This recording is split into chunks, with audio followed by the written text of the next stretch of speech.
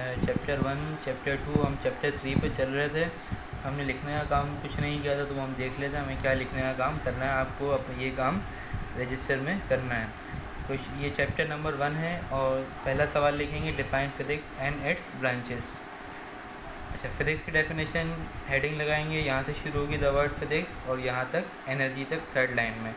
इसके बाद branches of physics की हेडिंग लगाएंगे और आप 1, 2, 3, 4, 5, 6, 7, 8, 9 यहाँ तक आप 9 तक आप क्या लिख लेंगे, ब्रांचेस की डेफिनेशन लिख लेंगे।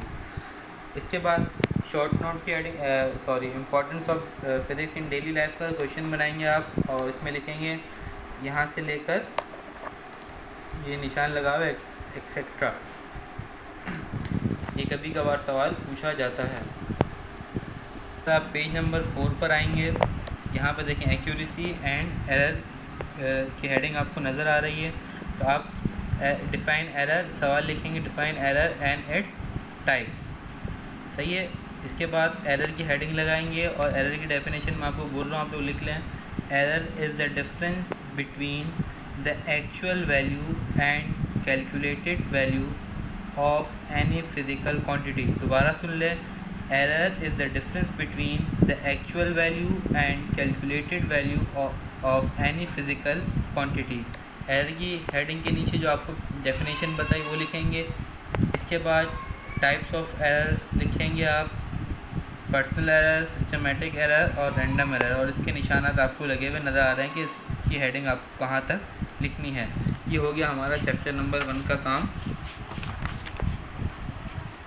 इसके बाद चैप्टर नंबर 1 के अंदर साइंटिस्टिक कंट्रीब्यूशन है। देखें, the contribution of Ibnul Haitham, इसका आपको कंट्रीब्यूशन की हेडिंग लगाएंगे। इब्नुल हैतम की जो हमारे पास 10 ईयर में जब आप देखेंगे तो आपके पास जो है वो सवाल पूछा जाता है कि इब्नुल हैतम के या अल-बैरूनी के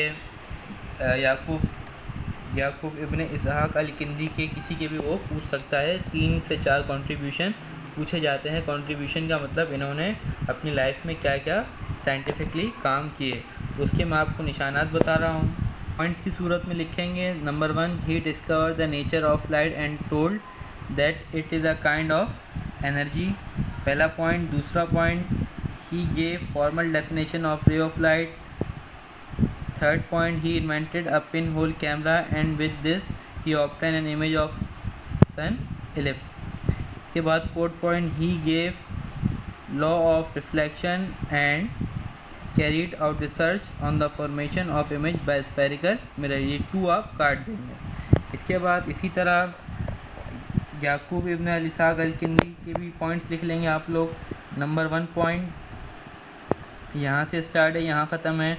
नंबर 2 पॉइंट यहाँ पर ख़त्म है और नंबर 3 पॉइंट यहाँ पर ख़त्म हो रहा है। इसके बाद बैरूनी, ये भी बहुत फेमस साइंटिस्ट है और इसके भी पॉइंट्स अक्सर पूछे जाते हैं। ही ऑल्सो काट देंगे। He measured the circumference of the earth, ये फर्स्ट पॉइंट। फिर यहाँ से ही डिस्कस से लेकर सेकेंड लाइन में मून तक सेकेंड पॉइंट। फिर थर्ड पॉइंट, ही गेव से लेकर longitude and latitude of the place. इसके बाद 4 पॉइंट यहाँ से ही रिजेक्टेड द, यहाँ से लेकर यूनिवर्स तक। और 5th पॉइंट, ही से डिस्कॉल से लेकर अब द मड, यहाँ तक। इसके बाद डॉक्टर अब्दुल सलाम आ रहा है। डॉक्टर अब्दुल सलाम में आप लिखेंगे, doctor Abdul Salam was born in जंग, a small city in Pakistan in 1926। He was very intelligent from his childhood. यहाँ तक लिखने के बाद ड्यू टू हिज गुड से लेकर यहाँ तक लिखेंगे और फिर यहाँ से लेकर यहाँ तक लिखेंगे जो निशान लगा हुआ है डॉक्टर अब्दुल सलाम के बारे में जब पूछा जाएगा। इसके बाद डॉक्टर अब्दुल कदीर खान, आप लोग सब जानते हैं कि he was the founder of atomic bomb for the Pakistan. इसके डॉक्टर अब्दुल कदीर खान में आप लिखेंगे, इसका इंट्रोडक्शन है यहाँ से लेकर यहाँ तक, बेल्जियम तक। इसके बाद इसका first point, he worked as an expert से लेकर ऑफ हॉलैंड तक। और इसका जो सेकंड पॉइंट आप लिखेंगे, ही हैज़ बीन अवॉर्डेड हिलाल इम्तियाज़ से लेकर यहाँ तक किसके लिए? न्यूक्लियर स्टेट जो आपको बताया कि अब डॉक्टर अब्दुल कदीर खान कौन है जिन्होंने पाकिस्तान के लिए एटॉमिक बम या न्यूक्लियर बम बनाया है।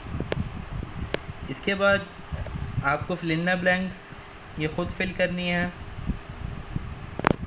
सवाल आपको नज़र आ रहे हैं। सबसे पहले फिल इन द ब्लैंक्स को छोड़ के 1.1 देखें कि इन सवालात के सबके आपको मैंने निशान लगवा दिए। अब आप लोग इतने बड़े हो चुके हैं कि सवाल देखकर सवाल आप लोग उन चीज़ों का ख़ुद बना लेंगे। फिल इन द ब्लैंक्स आपको ख़ुद करनी है। चूज़ द बेस्ट आंसर्स ये आपको लगाए हुए निशान।